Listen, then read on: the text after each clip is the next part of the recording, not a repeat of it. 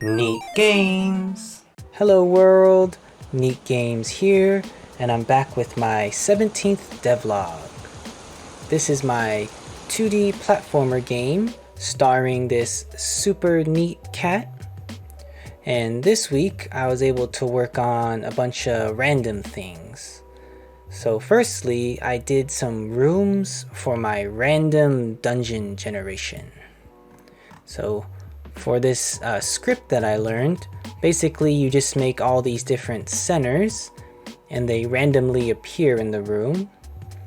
And before I just had like a hodgepodge of a bunch of different rooms that would just spawn different enemies, different layouts. So it was fun to play in them. And I made these random dungeons appear every 3 levels. I'll show you here real quick. So here's the level select screen. So if you look, it goes level 1, 2, 3, dungeon 1, 4, 5, 6, dungeon 2, and so on and so forth. And before I just had them get bigger and bigger and bigger. The more you went, the farther you went. But I found the dungeons aren't fun when they're super long because it is random, so you have to kind of memorize. And I think there's not going to be a mini map with these dungeons. So I'll show you a dungeon here. So here's the dungeons. They look like this. If you've seen my early devlogs, you saw some clips of these.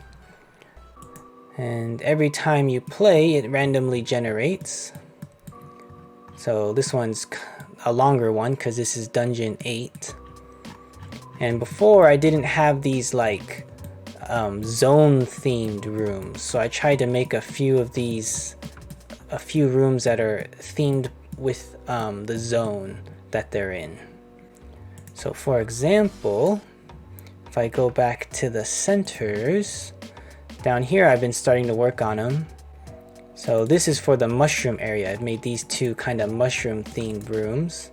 I hope to make more, but I don't think it's too important, but I think it does make the dungeons feel less repetitive if different rooms pop up.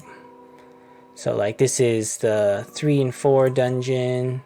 This is the 5 and 6 dungeon with blue stone. Just a little bit added. That one I made the most so far for it. And then this is the mushrooms, and then this is the new snow area. And these dungeons are just like a magical place where there's just particles everywhere and it's just randomly generated. So I guess you're like going into the strange nanobots layers. Ooh. And I think they're a nice change of pace from the regular game. Oops, I missed it. Let's see if I can get up. Ooh, ooh. Some of them need some tweaking still because it's hard to get to certain spots. But yeah, I like the way this looks and I like how it switches up the gameplay a bit. And in my last video I mentioned how I fixed it that when your hearts go to 0, the level ends. And that's really great for these levels because before you could just die and die and die and nothing would happen to you. I like this puzzle. This is how you get the gem here. You go up and then you grab it, hit the switch, come down, boom. So yeah, so if I go like this, you'll see level failed, which is awesome. So now the dungeons, you have to be more careful. And then the next thing I made was a new hazard. So at my work, you can see this square monitor. I made a quick little sprite art. And I cut it up like this and then I put it into Unity. And this is what it looks like currently. And it has a swinging animation like this. And I'll show you later if all of my like swinging or spinning hazards, I added these cool trails. I got this idea from Rogue Legacy 2. All of their stuff has a cool trail. So I incorporated that.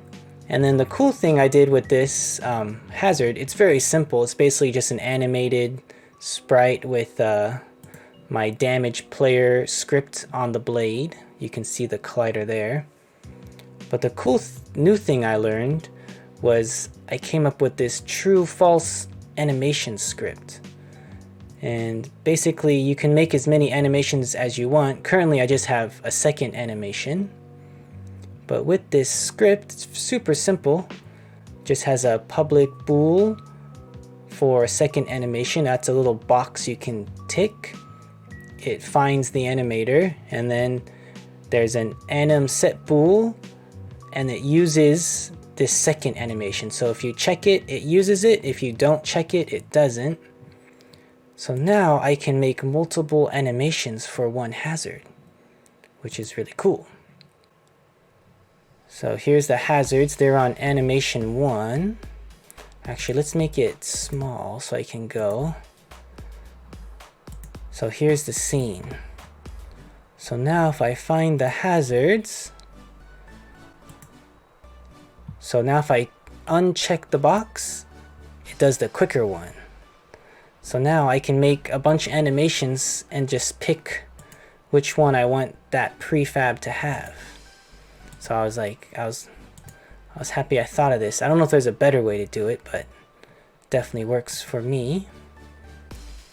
So I can make this guy have a full 360 animation, a super fast animation, and yeah. And if you see here, here's the trail added to the swinging maces, and that hazard's really cool. Let's make it big again. So if I go here, I get hit. So hard. And this one's super hard. I might have to put these hazards like in the last level. This type of double spinning one. But the other thing I added that someone suggested, which was a super awesome idea. So before, when you jumped off and fell, it just put you back and your heart stayed the same. But now when you fall, you lost half a heart. So it works great now. And when you fall again, you fail the level. And that was actually really hard for me to make work because it used the respawn code, and the respawn code did the screen fade. So tentatively, or maybe permanently, to make this work, I had to take out the screen fade when you fall. So it just goes right back. Boom. And I made it a little bit longer so you're punished more in case you're trying to like speed run and get the time. So yeah, so now it seems to be working. I haven't tested it a lot. But yeah. But there's several things in my game where if you touch it once, you die. So for example, like these electric saws, they're insta-death. So just like falling, this one's insta-death. Lose a heart. So before I fixed this, you wouldn't lose a heart, you just got put back. So the only penalty was time. But now, yay, it definitely works. And something else someone suggested was to make the icicles a little darker, maybe a little bit more of a purple hue, but I just made them darker and I added a trail. Little blue transparent trail. So hopefully that makes it easier to see. So yeah, I'm still working on the rest of the snow levels. Oh, I couldn't see them. No. Let's try again. So yeah, see the trail? Ooh. So I think they're easy to see now. Let me know if you guys think they should be darker. Here they are. Fall, fall, fall, fall. Boom. Ooh, didn't get hit. So yeah, that's all I got to work on this week. And hopefully next week I can do some more of the snow levels, and then I'll start doing the backgrounds for the desolated, like dead forest, I think is the next area before the volcano caves. Alrighty. So let me know if you think this should have a mini-map, or if it's better if the player has to like explore super blind. And now that the hearts don't come back, finding hearts is really important. Ooh, oh, there's one. Nice. Look, this is like a trap. If you walk into it, you might get bounced up into the blade. And yep, you're supposed to go around and explore. You mainly have to find the key, and then you can find the exit. But if you're trying to complete everything, you need to find 4 gems too. Ooh. And it's fun making these little rooms. Okay, so that's the final room. So I need to find the key. Where would the key be? Haha! I won't go for all the crystals, but I'll grab that one. So the key follows you. And I learned this script, I think from... I can't remember. But yeah, when the key collider touches the door, it deactivates the door. I think I just copied my Switch script, basically. So boom, and then level complete.